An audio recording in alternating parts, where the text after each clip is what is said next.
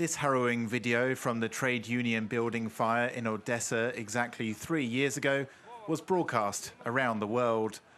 Many of the 48 who died that day perished in the flames and plumes of black smoke.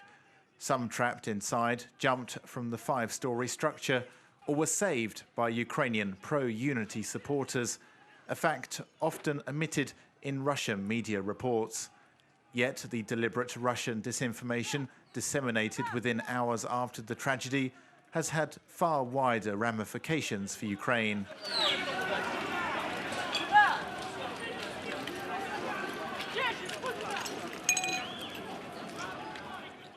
But first, it's vital to understand exactly what impartial investigations have established about the May 2nd tragedy so far.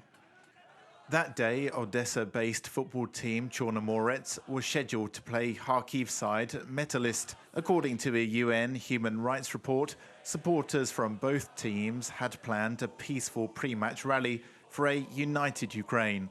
Joining them were members of the right sector and other self-defense forces.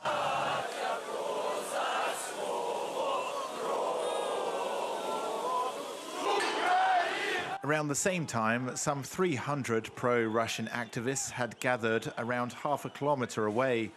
Both sides were armed with helmets, shields, sticks and even firearms.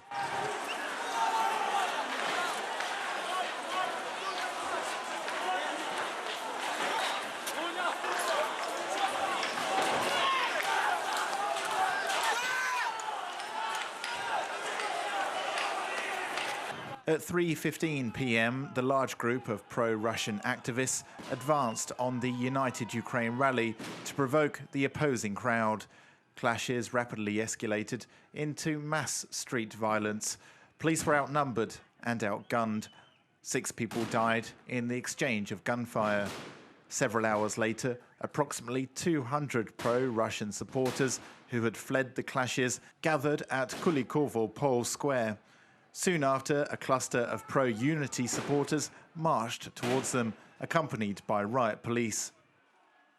Between 6 p.m. and 6:30 p.m, the pro-Russian activists barricaded themselves inside the trade union's building.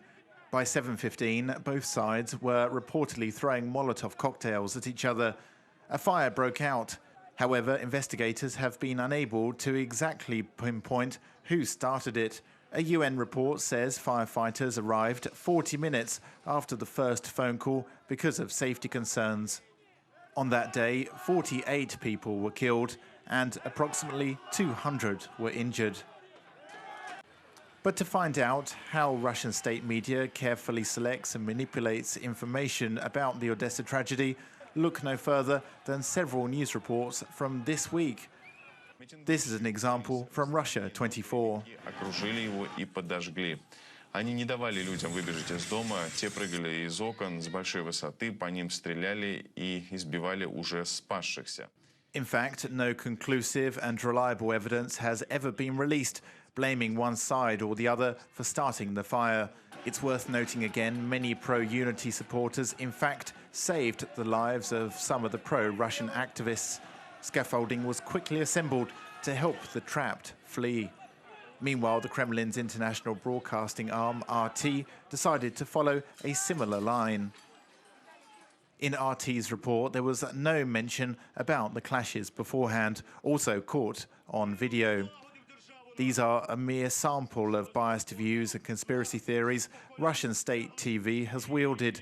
In online articles, Kremlin-backed media outlets described events in Odesa that day as a slaughter or a massacre against so-called peaceful anti-coup protesters.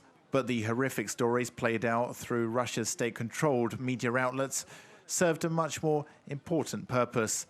That is, to provoke anger and disunity in Odesa and in other Ukrainian cities.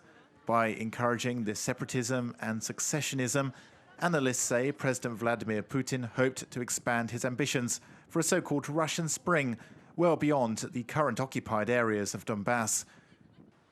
However, Odesa remains a city with close cultural ties to Russia, but it has decisively rejected Kremlin attempts to bring war to the city.